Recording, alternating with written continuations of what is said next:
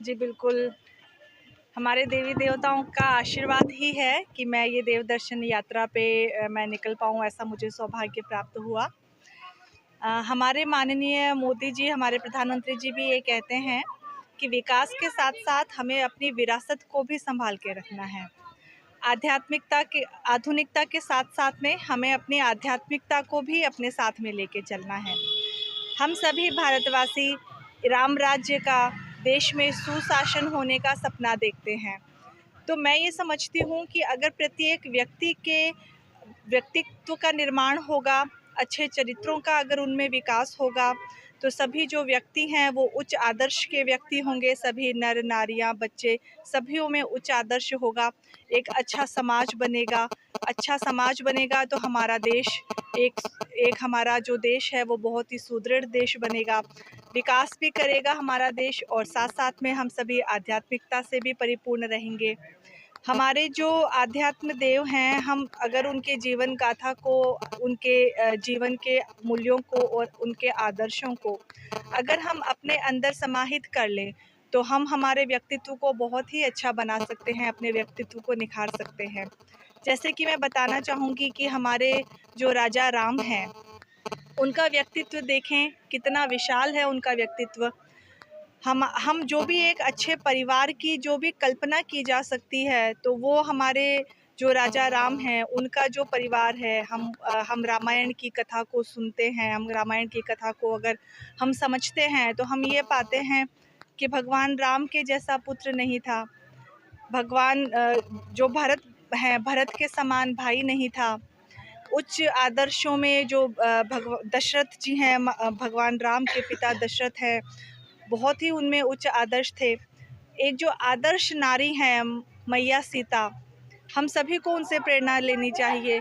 सीता मैया के जो पिता हैं राजा जनक ने जिस तरीके से आध्यात्म के साथ साथ में एक सन्यासी होने के साथ साथ में एक राजधर्म जितने अच्छे तरीके से निभाया, तो हमारे जो देवियां हैं, शक्ति की देवी, भक्ति की देवी, विद्या की देवी, तो हमारे जो आदर्श देव हैं, हमारे जो पूजनीय, हमारे जो भगवान हैं, हमें उनके दर्शन भी करने चाहिए और उनके जीवन से प्रेरणा लेकर अपने व्यक्तित्व का निर्माण करना चाहिए, ताकि एक अच्छे परिवार के साथ साथ में हम एक अच्छा समाज बना पाएँ और एक अच्छा देश बना पाएँ।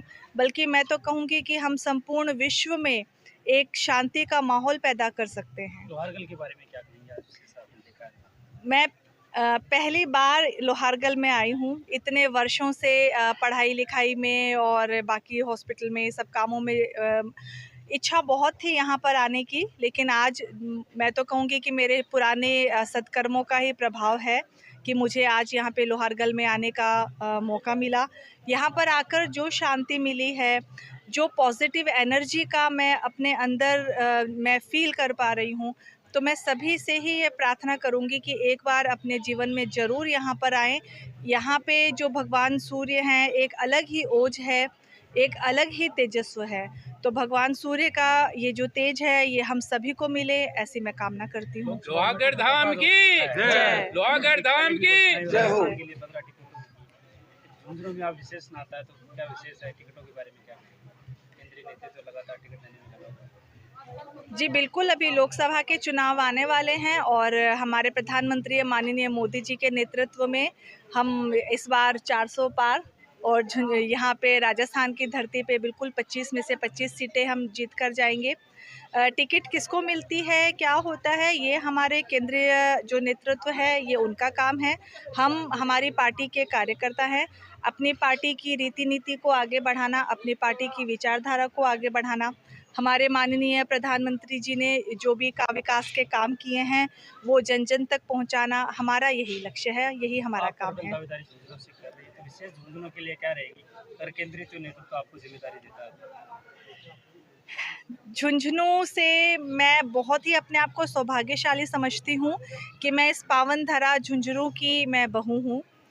ये जो झुंझुनू की धरती है, ये प्रातः स्मरणीय है, ये वंदनीय धरती है। यहाँ की जो ये हमारी झुंझुनू की धरती है, वीरों की धरती है, शूरवीरों की धरती है, कर्मवीरों की धरती है, भामाशाहों की धरती है।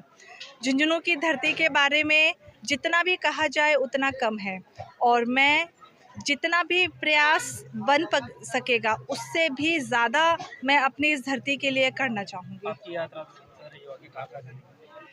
आगे हमारा पूरा जो है वो रूट मैप तैयार है।